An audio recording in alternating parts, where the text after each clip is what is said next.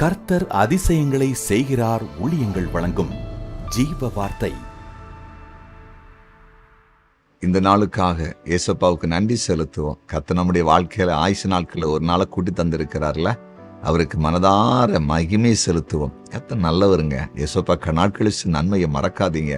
அதை நினைச்சு தியானித்த ஆண்டவருக்கு நன்றி செலுத்துங்க. ஒவ்வொரு நாளும் நீங்க கேட்கிற ஜீவார்த்தை மூலம் எத்தனை நன்மைகளை கர்த்தர் உங்களுக்கு செய்கிறார். அதை தேவ சமூகத்தில் இருந்து ஆண்டவரே உமக்கு நன்றி என்று சொல்லுங்க. கர்த்தர் பெரியவர். இன்றைக்கு பிறந்தநாளை காண்கிற உங்களை வாழ்த்துகிறேன்.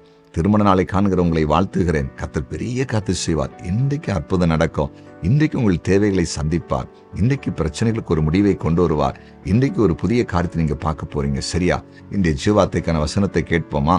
2 நாளாகவும் 26வது அதிகாரம் 7வது வசனம். பெலிஸ்தரையும் கூர்பாகாலிலே குடியிருக்கிற அரபியரையும் மிகுனியரையும் வெல்ல தேவன் அவனுக்கு துணை நின்றார். தேவன் அவனுக்கு துணை நின்றார்.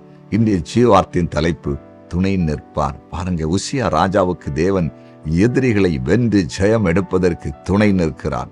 துணை நிற்கிறார். அவனுக்கு ஆதரவாயிருக்கிறார். அவன் கூட இருக்கிறார். அவன் பக்கத்தில் அவனுக்கு கூட இருந்து அவனுக்காக எல்லாம் செய்கிறார். தேவ பிள்ளைகளை, நீங்களும் இன்றைக்கு எந்த சூழ்நிலை இருக்கிறீங்களோ கர்த்தருக்கு தெரியும். ஏதோ ஒரு காரியத்தை மேற்கொண்டே ஆக வேண்டும். ஏதோ ஒரு காரியத்தில் நீங்கள் வெற்றி அடைந்தே தீர வேண்டும். சுற்றி போராட்டம், சுற்றி எதிர்ப்புகள், என்ன செய்வது தெரியவில்லை. மனிதர்களை நம்பினீர்கள், மனிதர்கள் கைவிட்டார்கள். இனி யாருமே இல்லை. தனிமையில் நிற்கிறீங்க. தனிமையில சாதிக்க முடியாது. உங்களுக்கு தெரியுது, எதிர்ப்பு கடினமாக இருக்குது, பிரச்சனை கடினமாக இருக்குது, போராட்டம் பயங்கரமா இருக்குது. இதுல தனியா நின்று ஜெயிக்க முடியாது. அதற்கான பணம் விலை இல்லை, ஆள் விலை இல்லை, எந்த சூழ்நிலையும் சாதகமா இல்லை. பயப்படாதீங்க. ஏசப்பா உங்கள்கிட்ட பேசுறாரு. நான் உங்களுக்கு துணை நிற்பேன். உசியாவுக்கு துணை நின்னல, எதிரிகளை, பெலிஸ்தரை, அதாவது அரபியரை, மெகுனியரை வெல்ல நான் உங்களுக்கு துணை நின்றேனே. அவன் ஜெயிக்கிறதுக்கு அவனுக்கு நான் துணை நின்றேனே.